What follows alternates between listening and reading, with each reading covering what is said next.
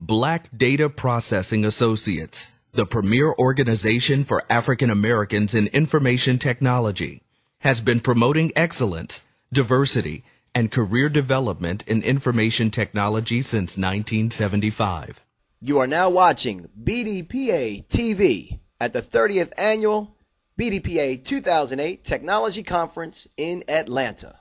So we're here at the 2008 BDPA Technology Conference, and sitting beside me, you should know this gentleman. If you don't by now, his name is Earl Pace. He is the founder of Black Data Processing Association. Earl, welcome. Welcome. Very good. Thank you. This has to feel like a tremendous moment. Tell us how you're feeling right now. 30 years in the making. What's going through your mind? Well, I think the epitome of it was the introduction that you did to our opening ceremony, which set us off on the right path. We want to thank you for that participation. You inspired our youth and the other people that are there. So I know you didn't anticipate me giving you these kudos, but I give them to you anyway. No, I appreciate that. Thank you. But it's every year it gets better, as far as I'm concerned. We're growing at a good rate, but as the co-founder, it's never quite what you want it to be, but that's what brings about progress. Okay, we've grown now into an organization that has 50 chapters or so, and we're crisscrossing the country, inspiring from classroom to the boardroom. We have a 10-year-old here this year who is making a presentation on motion using the theory of Isaac Newton. We've got a 12-year-old who's doing GIS and its implications. We have students that are developing websites in close to 4 hours that are operational. We have CIOs here who are from some of the major corporations, and all of the professionals in between there.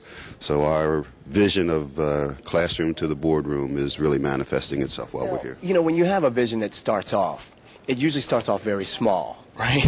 Yes. You may have big plans and big dreams, but yes. Did you envision back in the 70s that this is what it would evolve to? Honestly, not at all. The genesis of BDPA was my attending a managers conference. I had been recently promoted to management at a financial services technical company, and I sat in Mountain Shadows, Arizona, in a room of 200 programming managers, which is what they called them in those days. And there were 199 people of the other persuasion and myself.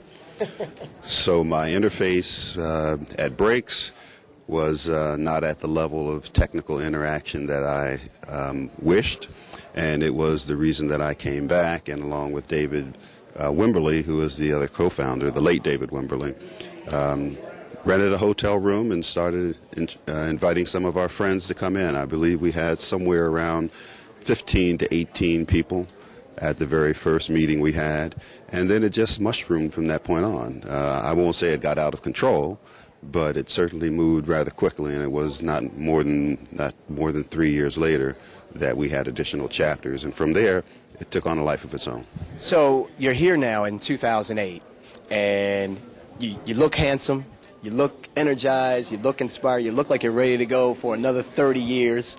What do you see as the founder at this point going forward? What do you think BDPA can do? I know you're working on some global initiatives now. Exactly. So is that the trend that you're seeing to go forward? Give us a little bit of that crystal ball. Yeah. Well, you know, originally one of our objectives was to accumulate a pool of expertise and then offer that expertise, and we had different categories of individuals and groups that we wanted to offer that expertise to.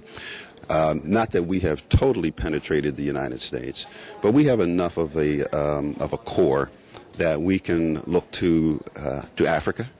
And our last year's conference, the ambassador from Ethiopia challenged us to consider a Peace Corps type effort to Africa.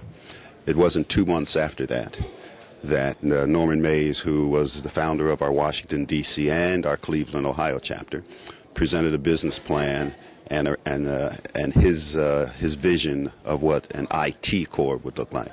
We've been to Tanzania. We've attended the Leon Sullivan Summit. We have a representative from Tanzania here at this conference, and our intent is to utilize the interaction that our young people can have, bolstered by our professionals, to now send teams to Africa.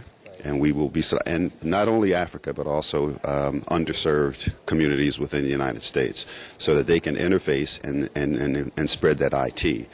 But we're not going to take it as typical Americans, where we first thought we'll take them some computers. What we're going to do is, yes, we're going to take some computers, but we're going to take some computer parts and some software, so that not only can we show them how to use them, but we can show them how to put them together, so that when it breaks, they don't need a new one, they can repair it.